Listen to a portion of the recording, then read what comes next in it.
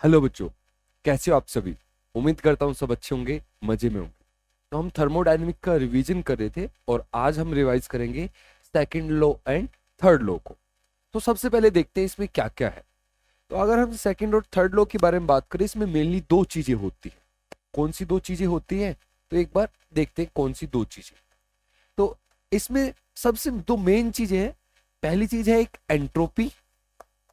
Entropy जिसको हम S से डिनोट करते हैं, डेल्टा एस से, चेंज इन एंट्रोपी। ठीक है। और दूसरी चीज होती है Gibbs free energy. Gibbs energy मैं लिख रहा हूं शॉर्टकट में, गिब्स एनर्जी। इसको अपन डेल्टा जी से डिनोट करते हैं। तो ये दो मेन चीज होती है second law and third law में। इनके अंदर देखते हैं इनके अंदर क्या क्या होता है। तो एंट्रोपी है जो इसके अंदर सबसे पहले हम बात करेंगे सेकंड लॉ की। Second law of thermodynamics. Second law of thermodynamics. यहाँ पे हम बात करते हैं स्पॉन्टेनियस, नॉन स्पॉन्टेनियस ऐसे प्रोसेस की। तो कौन डिसाइड करता है कोई चीज स्पॉन्टेनियस है या नॉन स्पॉन्टेनियस? तो सेकंड लॉ हमें बताता है स्पॉन्टेनिटी के बारे में। सेकंड लॉ के बाद हम यहाँ पे चलते हैं आगे। एंट्रोपी, हम एंट्रोपी की कैलकुलेशन करते हैं। एंट्रोपी कैलकुलेशंस, ये इंपॉर्टेंट पार्ट है यहाँ का। एंट्रोपी कैलकुलेशन अगर न्यूमेरिकल आएगा यहाँ से तो ज्यादातर चांस होते हैं यहाँ से आए। Entropy calculation. एंट्रोपी कैलकुलेशन में भी दो पार्ट रहते हैं। एक आइडियल गैस की एंट्रोपी कैलकुलेशन करते हैं हम, आइडियल गैस के लिए, और एक सॉलिड एंड लिक्विड के लिए हम एंट्रोपी कैलकुलेशन करते हैं। उसके बाद आता है कि एंट्रोपी के बारे में कुछ थ्योरेटिकल पॉइंट्स होते हैं। एंट्रोपी के बारे में कुछ थ्योरेटिकल पॉइंट्स, थ्योरेटिकल, न्यूमेरिकल नहीं, थ्योरेटिकल पॉइंट्स, मतलब किन चीजों पे एंट्रोपी डिपेंड करती है। उसके बाद एक स्टेटमेंट है थर्ड लॉ की, थर्ड लॉ ऑफ थर्मोडायनेमिक्स, वो आता है यहाँ पे। और लास्ट में एंट्रोपी किसी रिएक्शन के निकालने, तो डेल्टा एस फॉर रिएक्शन। तो ये पांच चीजें हैं एंट्रोपी वाले पार्ट में। इसके बाद चलते हैं हम गिब्स फ्री एनर्जी पे। तो गिब्स फ्री एनर्जी में सबसे पहली चीज होती है कि भाई गिब्स फ्री एनर्जी का एक्सप्रेशन, डेल्टा जी का फॉर्मूला बोल सकते हो आप, या फिर एक्सप्रेशन बोल सकते हैं। इसका एक मेन फॉर्मूला होता है। उस फॉर्मूले की मदद से हम स्पॉन्टेनिटी के चेक करते हैं। स्पॉन्टेनिटी, स्पॉन्टेनिटी चेक करना ये इंपॉर्टेंट पार्ट है यहाँ का। ठीक है। इसके बाद डेल्टा जी का फॉर्मूला हो गया, स्पॉन्टेनिटी होगी। उसके बाद हम है ना डेल्टा जी और एक के में, इनके बीच में एक रिलेशन है, डेल्टा जी और इक्विलिब्रियम कांस्टेंट, रिवर्सिबल इरिवर्सिबल, उन चीजों पे जाएंगे। और लास्ट में डेल्टा जी किसी रिएक्शन का कैसे निकाला जाता है। तो ये चार चीजें हैं। ये अपना पूरा टॉपिक है second law and third law of thermodynamics. दो मेन चीज है, एंट्रोपी, दूसरा गिब्स फ्री एनर्जी। एक एक करके इनको चेक करते हैं, देखते हैं इनके अंदर क्या क्या है। तो सबसे पहले अपन एंट्रोपी से स्टार्ट करते हैं। एंट्रोपी में जो सबसे पहली चीज है वो है, सबसे पहली चीज वो है second law of thermodynamics. Second law of thermodynamics. Thermodynamics क्या बोलता है सेकंड लॉ ऑफ थर्मोडायनेमिक्स? तो सेकंड लॉ ऑफ थर्मोडायनेमिक्स ये बोलता है कि कोई भी प्रोसेस स्पॉन्टेनियस होगा या नॉन स्पॉन्टेनियस होगा, उसको हम बता सकते हैं। तो कैसे बता सकते हैं? तो सेकंड लॉ ऑफ थर्मोडायनेमिक्स ये बोलता है कि एंट्रोपी यूनिवर्स की हमेशा इंक्रीज करेगी। यूनिवर्स की एंट्रोपी हमेशा इंक्रीज करेगी अगर प्रोसेस स्पॉन्टेनियस है तो। समझ रहे हो मेरी बात? यूनिवर्स की एंट्रोपी हमेशा पॉजिटिव रहेगी तो प्रोसेस स्पॉन्टेनियस होगा। तो स्पॉन्टेनिटी के बारे में बताता है सेकंड लॉ। या इसकी सिंपल डेफिनेशन बोले, कोई पूछे कि what is second law of thermodynamics, तो आप ये बोल सकते हो कि entropy of universe always increase. और दूसरे तरीके से हम ऐसे बोलते हैं कि यूनिवर्स की एंट्रोपी हमेशा पॉजिटिव रहेगी अगर प्रोसेस अपने आप हो रहा है। तो दुनिया में सारी चीज अपने आप हो रही है ना, तो यूनिवर्स की एंट्रोपी हमेशा बढ़ती है। अगर डेल्टा एस यूनिवर्स का जीरो है तो इसका मतलब प्रोसेस है वो इक्विलिब्रियम पे है, इक्विलिब्रियम पे है। अगर डेल्टा एस यूनिवर्स का वो नेगेटिव आ रहा है तो इसका मतलब होता है कि प्रोसेस है वो नॉन स्पॉन्टेनियस है, वो कभी होगा नहीं। अगर डेल्टा एस यूनिवर्स का नेगेटिव आ रहा है तो वो चीज कभी हो नहीं सकती। स्पॉन्टेनियस का मतलब समझते हो? स्पॉन्टेनियस का मतलब किसी चीज का अपने आप हो जाना। Without any external help. अगर किसी चीज को हेल्प लगती है तो उसको बोलते हैं नॉन स्पॉन्टेनियस। तो सेकंड लॉ हमें बताता है स्पॉन्टेनिटी के बारे में। क्लियर है? डेल्टा एस यूनिवर्स पॉजिटिव तो स्पॉन्टेनियस, डेल्टा एस नेगेटिव तो नॉन स्पॉन्टेनियस, और डेल्टा एस यूनिवर्स का जीरो तो प्रोसेस किस पे है? इक्विलिब्रियम पे। अच्छा, डेल्टा एस यूनिवर्स है, इस बात को ध्यान रखना, सिस्टम नहीं है। और डेल्टा एस यूनिवर्स कैसे आएगा आपका? तो delta S system plus delta S surrounding. ठीक है? कई बार थ्योरेटिकल क्वेश्चन पूछे जाते हैं कि भाई स्पॉन्टेनियस प्रोसेस है तो क्या positive? Delta S system, delta S surrounding, delta S universe. तो आपको क्या लिखना है? डेल्टा एस यूनिवर्स पॉजिटिव होना चाहिए। डेल्टा एस सिस्टम का कम भी हो सकता है, बढ़ भी सकता है। ठीक है? एंट्रोपी होती है मेजर ऑफ रैंडमनेस। अब थोड़ा आगे बढ़ते हैं, हम ये जो सिस्टम है, सिस्टम की एंट्रोपी को मेजर कर सकते हैं और इसी की एंट्रोपी को मेजर करने की कोशिश करेंगे। तो एंट्रोपी को कैसे मेजर किया जाता है? तो एंट्रोपी पे चलते हैं पहले। दूसरा, तो एंट्रोपी का जो फॉर्मूला होता है वो होता है Q reversible by T। Entropy है ये एक स्टेट फंक्शन होता है, स्टेट फंक्शन है, और ये एक एक्सटेंसिव प्रॉपर्टी है, एक्सटेंसिव प्रॉपर्टी। अगर सब्सटेंस ज्यादा तो उसकी एंट्रोपी ज्यादा, रैंडमनेस ज्यादा। स्टेट फंक्शन होता है। प्रोसेस रिवर्सिबल पाथ से जाए, इरिवर्सिबल पाथ से जाए, हमें एंट्रोपी निकालने के लिए यही फॉर्मूला यूज करना है। और किसकी एंट्रोपी निकाल रहे हैं? सिस्टम की। ठीक है? क्लियर है? सराउंडिंग की एंट्रोपी निकालनी है, डेल्टा एस। अगर आप सराउंडिंग का निकालना चाहते हो तो आपको वहां पे क्यू रिवर्सिबल ये सब नहीं देखना होता, बस आपको क्यू चेक करना रहता है। क्योंकि रिवर्सिबल इरिवर्सिबल, रिवर्सिबल इरिवर्सिबल किस चीज के लिए डिफाइंड है? ये सिर्फ सिस्टम के लिए डिफाइन होते हैं, सराउंडिंग के लिए डिफाइन नहीं होते। तो अगर सराउंडिंग के लिए डेल्टा एस निकालना है तो क्यू अपॉन टी, उसमें कुछ रिवर्सिबल इरिवर्सिबल नहीं देखना होता। जब सिस्टम के लिए निकालते हैं तभी अपन को क्यू रिवर्सिबल यूज करना होता है। ठीक है? समझेंगे क्या बोलना चाह रहा हूं? आगे बढ़ता हूं मैं। तो डेल्टा एस सबसे पहले निकलता है आइडियल गैस के लिए। डेल्टा एस सबसे पहले हम निकालेंगे आइडियल गैस के लिए। आइडियल गैस, आइडियल गैस के लिए डेल्टा एस का फॉर्मूला है, भूल मत जाना, मैं क्लास में बार बार आपको याद दिलाता था, फिर से याद दिला रहा हूं, इसके फॉर्मूले को रट लो, बहुत इंपॉर्टेंट फॉर्मूला ये। N C V M L N T two by T one plus N R L N V two by V one. Important formula ये, जर्नल फॉर्मूला है इसका, जर्नल फॉर्मूला ये, जर्नल। अब इसमें अलग अलग कंडीशन लगा देते हैं। कंडीशन क्या लगा देंगे? किसी क्वेश्चन में बोलेगा कि भाई आइसोथर्मल प्रोसेस है, किसी में आइसोथर्मल की कंडीशन लगा देगा, किसी में अपने इसकी लगा देगा आइसो कोरिक की, किसी में आइसो बारिक की कंडीशन लगा देगा। तो देखते हैं क्या बनता है फॉर्मूला। ठीक है? अगर आइसोथर्मल प्रोसेस है तो डेल्टा टी जीरो होता है, टेम्परेचर सेम रहेगा, T1 is equal to T2, ये वाला पार्ट जीरो हो जाएगा, बचेगा आगे वाला पार्ट। तो क्या बचेगा? N R L N V two by V one. अगर अपना आइसोकोरिक प्रोसेस है, आइसोकोरिक मतलब वॉल्यूम सेम है, तो वॉल्यूम सेम होगी तो ये वाला पार्ट जीरो बचेगा, बस ये। तो डेल्टा एस का फॉर्मूला बचेगा N C V M L N T two by T one. अगर आइसोबारिक प्रोसेस है तो प्रेशर कांस्टेंट है, तो प्रेशर कांस्टेंट है तो इसमें तो कोई प्रेशर है ही नहीं, लेकिन हम ला सकते हैं V2 बाई V1 है ना, इसके जगह हम प्रेशर में इसको बदल सकते हैं। कैसे? ऐसे मत बदल देना, P1 V1 is equal to P2 V2, ऐसे नहीं। ये सिर्फ किसके लिए होता है? आइसोथर्मल। अच्छा, यहाँ पे एक और चीज कर सकते हो आप, आइसोथर्मल में एक चीज कंडीशन रहती है, P1 V1 is equal to P2 V2 is equal to NRT, है ना, टेम्परेचर कांस्टेंट रहते हैं, तो हम ऐसे लिख सकते हैं। तो यहाँ पे आप ऐसे भी कर सकते हो, delta S is equal to N R L N P one by P two. ये यहाँ से लिख के लेके आ रहा हूँ मैं, दिख रहा है ना, यहाँ से। आइसोथर्मल में ऐसा कर सकते हैं। यहाँ पे अगर वॉल्यूम को हटाना है तो कैसे हटाओगे? P V is equal to N R T, तो V two is equal to N R T two by P, और V one is equal to N R T one by P. दिख रहा है क्या? ये दिख रहा है, यस। ठीक है?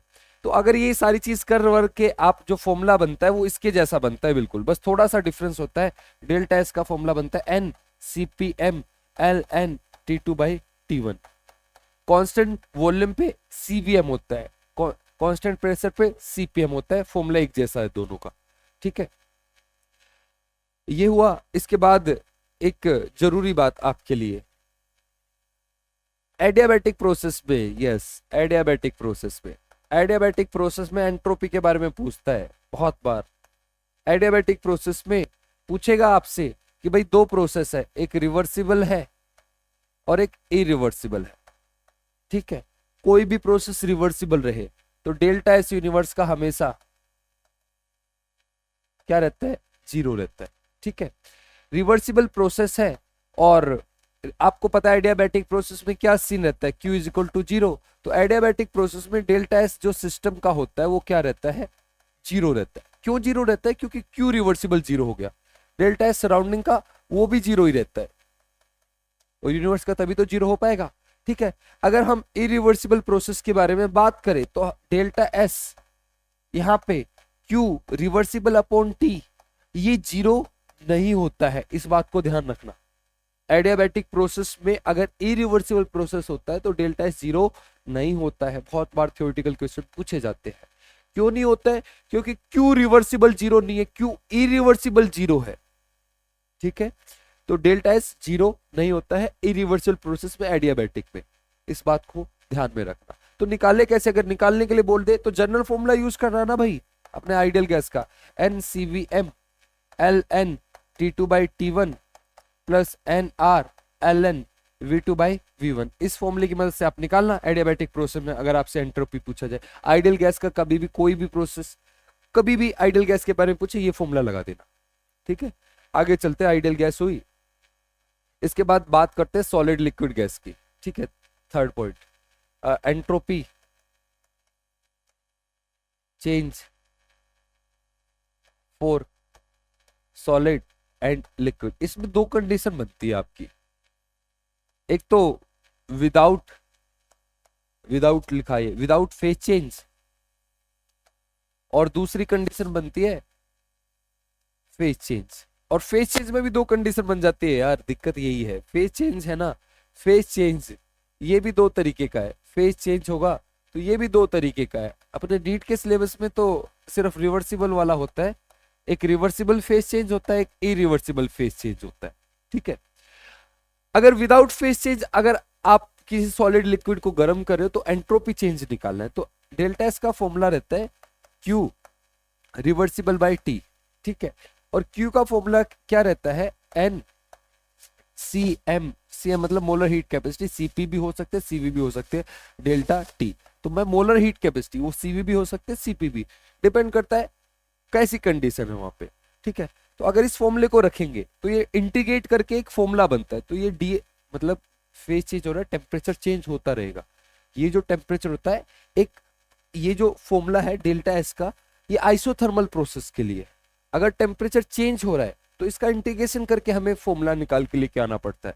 तो इंटीग्रेशन का करते हैं तो फॉर्मूला जो बनता है वो क्या बनता है, वो बनता है NCM LN T2/T1। देखो क्या है, ds को ऐसे करेंगे, ds इज इक्वल टू वहां पे बनेगा NCM dt/T। अगर इसका इंटीग्रेशन करने जाओगे ये दोनों कांस्टेंट बाहर आ गए, ये dt/T क्या ln T2/T1 बन गया, ठीक है। ये इसका फॉर्मूला। अगर किसी सॉलिड लिक्विड को आप हीट करो उसमें फेज चेंज नहीं आ रहा है, ठीक है। अगर रिवर्सिबल फेज चेंज है, रिवर्सिबल फेज चेंज मतलब टेम्परेचर में कोई चेंज नहीं। जैसे अगर आप पानी को ले रहे हो, H2O है, 0 डिग्री सेल्सियस पे है, और H2O ही बन रहा है 0 डिग्री सेल्सियस पे। आप बोलोगे ये कैसे हो रहा है, 0 डिग्री सेल्सियस H2 से ये सॉलिड था भाई, ये लिक्विड में आ रहा है ना, लेकिन 0 डिग्री सेल्सियस पे ही है। तो इस टाइम पे अगर आपको डेल्टा एस निकालना है तो कैसे निकालोगे, तो रिवर्सिबल फेज चेंज में क्या क्या हो सकते हैं अपना, एक तो फ्यूजन हो सकता है, फ्यूजन मतलब मेल्टिंग, वेपराइजेशन हो सकता है, या फिर सब्लिमेशन हो सकता है। फॉर्मूला सभी का सेम है, डेल्टा एस का डेल्टा एच फ्यूजन का लगा देना अपॉन वो जो टेम्परेचर है, डेल्टा एस यहाँ पे डेल्टा एच वेपराइजेशन लगा देना अपॉन टेम्परेचर। सब्लिमेशन में delta H sublimation upon temperature, काम खत्म।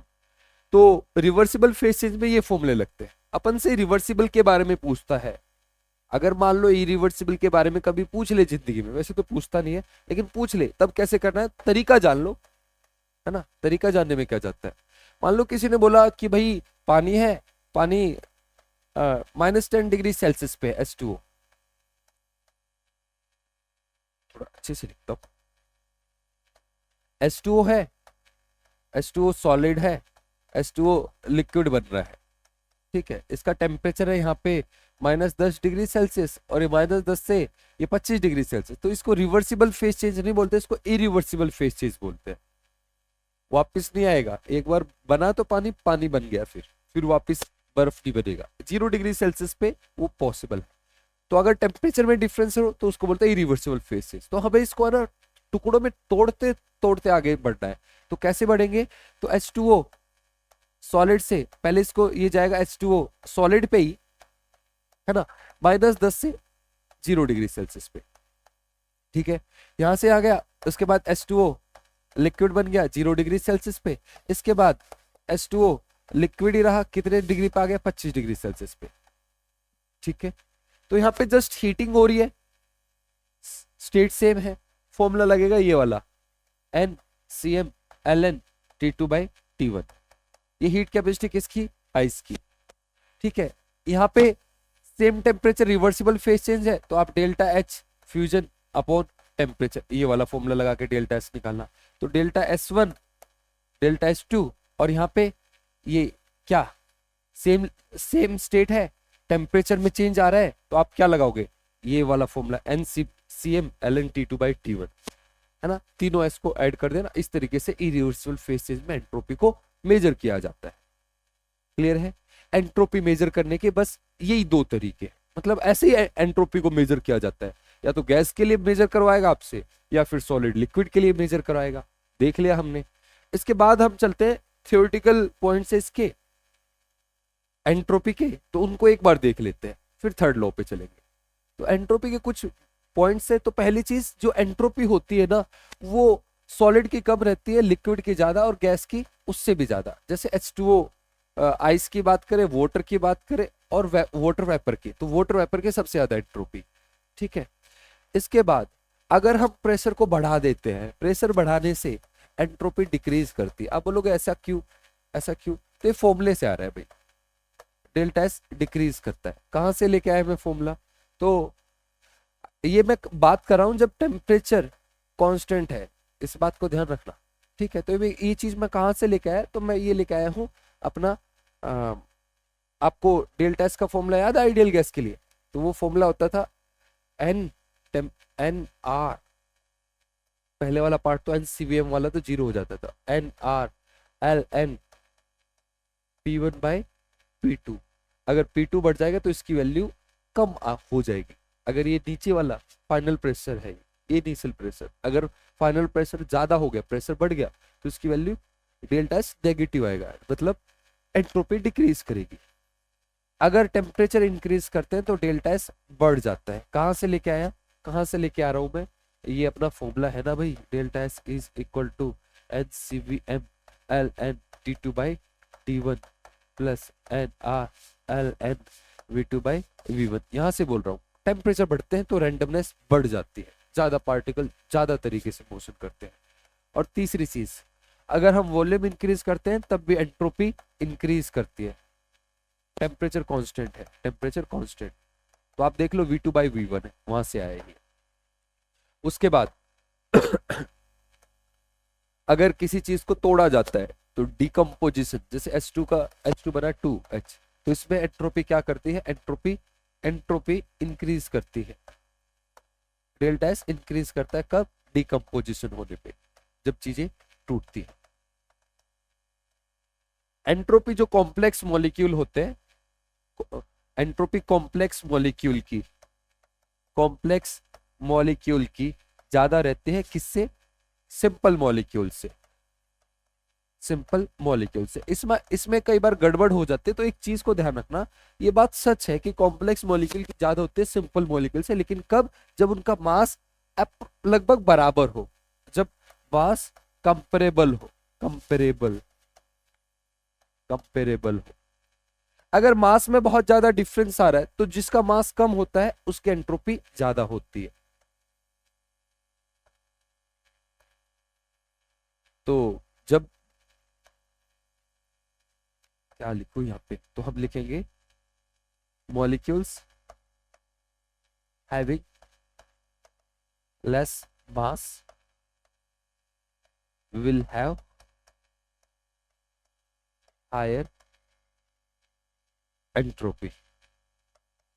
जब उनका मास कंपेरेबल हो गए तो आप कॉम्प्लेक्स देखो कि उसमें ज्यादा एटम है, कम एटम है।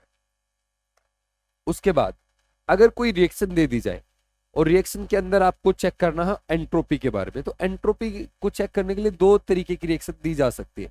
एक होमोजीनियस हो सकती है और एक हेट्रोजीनियस रिएक्शन हो सकती है। हेट्रोजीनियस रिएक्शन, होमोजीनियस रिएक्शन जिसमें रिएक्टेंट और प्रोडक्ट सबकी स्टेट सेम रहती है उसको बोलते हैं होमोजीनियस रिएक्शन। और हेट्रोजीनियस रिएक्शन जिसमें अलग अलग हो रिएक्टेंट और प्रोडक्ट की स्टेट। तो होमोजीनियस रिएक्शन में आपको बस क्या देखना है, डेल्टा एन देख लेना है। अगर डेल्टा एन पॉजिटिव आ रहा है, डेल्टा एन पॉजिटिव आ रहा है तो एंट्रोपी इंक्रीज करेगी। डेल्टा एन पॉजिटिव होने का मतलब क्या, mole of product minus mole of reactant. अगर ये पॉजिटिव मतलब ज्यादा आ रहा है, प्रोडक्ट पे ज्यादा मोल्स हो रहे हैं, नंबर ऑफ मोल्स बढ़ रहे हैं चीजों के, तो डेल्टा एस इंक्रीज करता है। अगर हेट्रोजीनियस रिएक्शन होते तो आप डेल्टा एस चेक करने के लिए सिर्फ आप डेल्टा एन जी चेक करोगे, मोल सिर्फ गैस के। अगर ये पॉजिटिव आ रहा है तो डेल्टा एस भी क्या आएगा, डेल्टा एस भी पॉजिटिव आएगा, मतलब इंक्रीज करेगा डेल्टा एच जी के पॉजिटिव होने से। नंबर ऑफ मोल अगर गैस के बढ़ते हैं प्रोडक्ट पे, ठीक है। और और क्या है इसमें, और मोस्ट ऑफ द चीज मैंने आपको बता दी एंट्रोपी के बारे में। और एक और चीज, जो सॉफ्ट सब्सटेंस होते हैं उनकी एंट्रोपी ज्यादा हार्ड सब्सटेंस से। क्लियर है, ये एंट्रोपी के कुछ पॉइंट्स थे। इसके बाद हमारा आता है third law of thermodynamics. Third law of thermodynamics, तो थर्ड लॉ ऑफ थर्मोडायनेमिक्स क्या बोलता है अपन को, तो थर्ड लॉ ऑफ थर्मोडायनेमिक्स हमें ये बोलता है कि भाई जो परफेक्टली क्रिस्टल है, परफेक्ट क्रिस्टलाइन सब्सटेंस है, परफेक्टली क्रिस्टल है, क्रिस्टलाइन सब्सटेंस से क्रिस्टल है। परफेक्टली क्रिस्टल मतलब जिसके अंदर कोई डिफेक्ट नहीं, कोई इंप्योरिटी नहीं है, नो डिफेक्ट और इंप्योरिटी, जिसके अंदर कोई डिफेक्ट नहीं, कोई इंप्योरिटी नहीं है, उसकी बात करें अगर हम एट 0 केल्विन, एट 0 केल्विन, तो उसका जो डेल्टा एस होता है या एब्सोल्यूट एंट्रोपी, एंट्रोपी एब्सोल्यूट वो 0 होती है। एंट्रोपी क्या होती है, 0, उस सब्सटेंस की एंट्रोपी 0 होती है। परफेक्टली क्रिस्टलाइन है, 0 केल्विन पे है, तो उस सब्सटेंस की एंट्रोपी क्या होगी, 0। ये है थर्ड लॉ ऑफ थर्मोडायनेमिक्स। अगर अपन से कोई कभी पूछे कि डेल्टा एस किसी रिएक्शन का पूछे कि डेल्टा एस रिएक्शन का बता दो आप, तो कुछ नहीं करना है, डेल्टा एस प्रोडक्ट का minus delta S entropy of product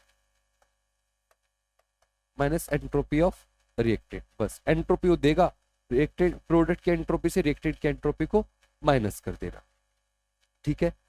अगर ऐसे लिखा हुआ मिले तो उसका मतलब है स्टैंडर्ड एंट्रोपी, स्टैंडर्ड कंडीशन की बात हो रही है।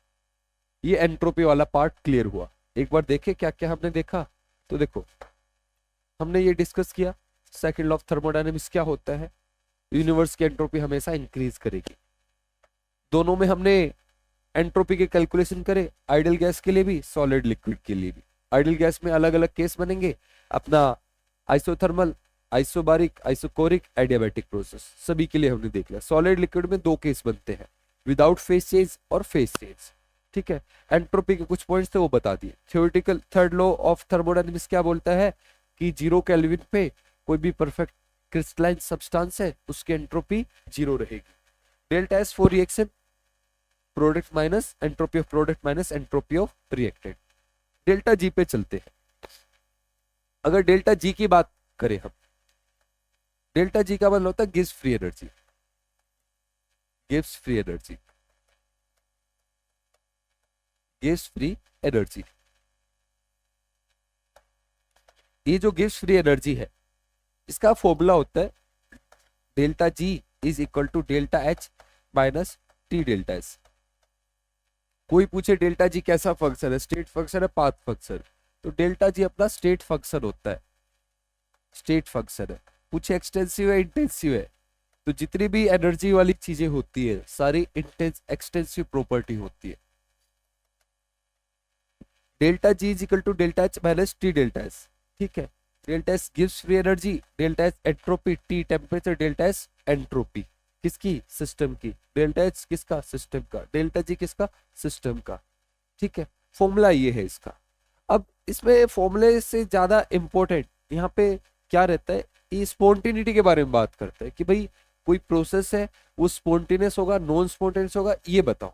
ठीक है, तो कैसे करना होता है, तो डेल्टा जी अगर अपना नेगेटिव आए, डेल्टा जी अगर नेगेटिव आए, तो डेल्टा एस यूनिवर्स का पॉजिटिव होता है तब स्पॉन्टेनियस होता है। लेकिन डेल्टा जी अगर नेगेटिव आए, डेल्टा जी जो ये चीज आई है ना, जब आप डेरिवेशन अगर देखो इसका फॉर्मूला था टी डेल्टा एस यूनिवर्स का। तो अगर ये पॉजिटिव है तभी तो प्रोसेस स्पॉन्टेनियस होता है, तो डेल्टा जी क्या होना चाहिए, नेगेटिव, तो प्रोसेस क्या होगा, स्पॉन्टेनियस।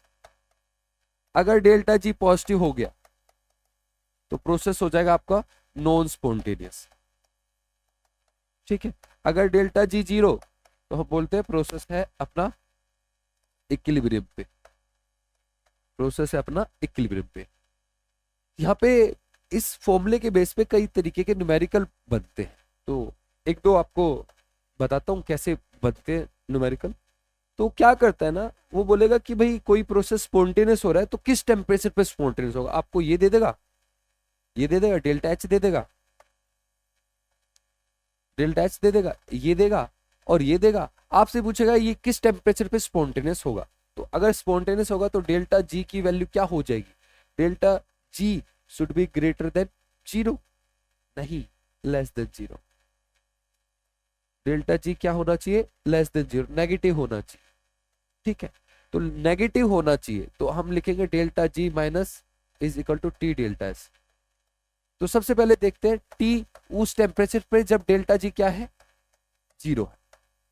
तो डेल्टा जी जीरो कब होगा, तो वो टेम्परेचर निकाल लेंगे और उस टेम्परेचर के ऊपर जाएंगे। अगर उस टेम्परेचर से ऊपर जाएंगे तो डेल्टा जी क्या आने लगेगा, नेगेटिव आने, प्रोसेस स्पॉन्टेनियस होने लगा। तो टेम्परेचर निकाल लो जहां पे वो इक्विलिब्रियम में होगा, मतलब डेल्टा जी जीरो होगा। ठीक है, उससे नीचे वो क्या होगा, नॉन स्पॉन्टेनियस, उसके ऊपर स्पॉन्टेनियस। ठीक है, तो इस टाइप के क्वेश्चन बनते हैं। डायरेक्ट फिर क्वेश्चन पूछ लेता है डेल्टा जी बताओ, ये डेल्टा जी देके डेल्टा एच पूछ लेगा, ये इन तीनों में से कोई एक पूछ लेता है ना। तो इस तरीके से यहाँ से क्वेश्चन बनते हैं। डेल्टा जी को चेक करने के लिए बोलता है कि ये प्रोसेस कब स्पॉन्टेनियस होगा, हाई टेम्परेचर पे, लो टेम्परेचर पे। तो ऐसे एग्जाम में मैंने क्वेश्चन भी दिए हैं, तो ध्यान रखना कैसे होते हैं।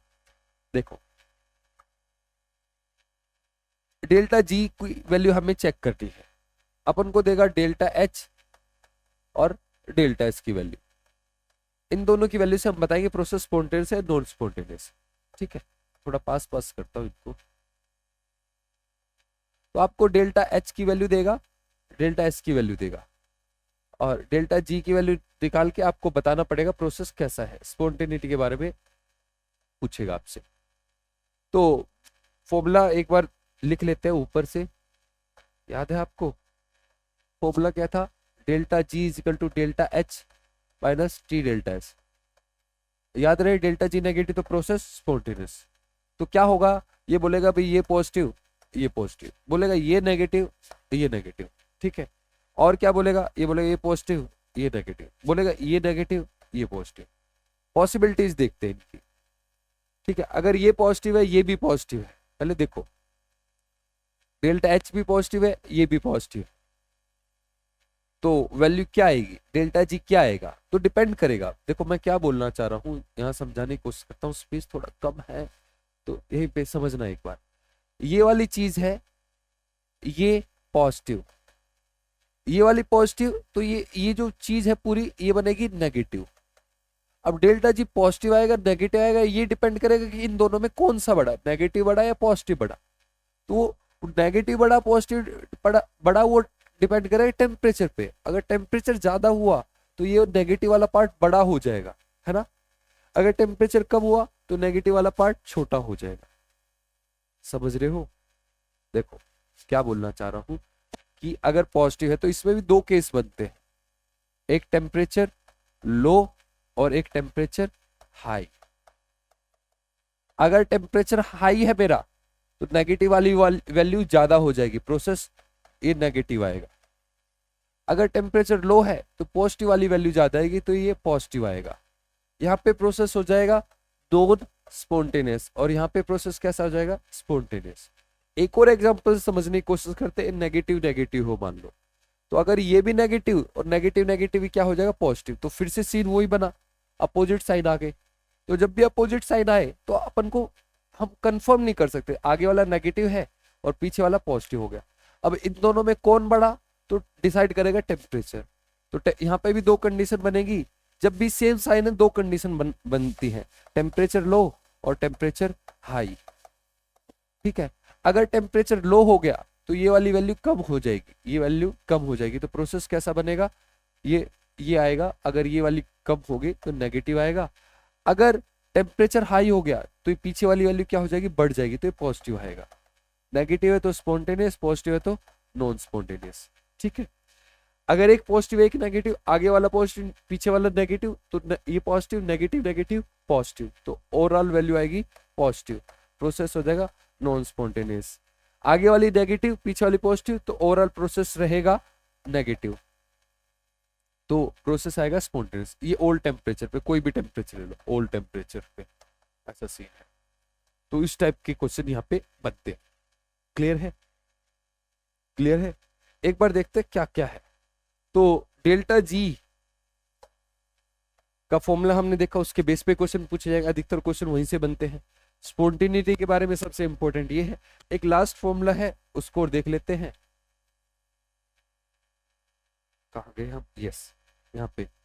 इसमें आगे बढ़ते हैं और इसमें डेल्टा जी का एक फॉर्मूला रहता है, तो ये ड्राइव करके आता है। तो डेल्टा जी का फॉर्मूला क्या होता है, delta G naught plus R T L N Q, ये एक फॉर्मूला बनता है डेल्टा जी का। इसका इक्विलिब्रियम में हम यूज करेंगे, ये फॉर्मूला है डेल्टा जी का। इसका यूज होता है, तो आप ध्यान रखना क्यू निकालना कैसे होता है किसी भी रिएक्शन का। तो क्यू निकालने के लिए, जैसे कोई रिएक्शन दी जाए आपको, क्यू निकालना बता देता हूँ जल्दी से। वैसे थोड़ा आप सीख ही जाओगे इसको इक्विलिब्रियम में, तो फिर भी बता रहा हूँ क्यू कैसे निकलता है किसी भी रिएक्शन का।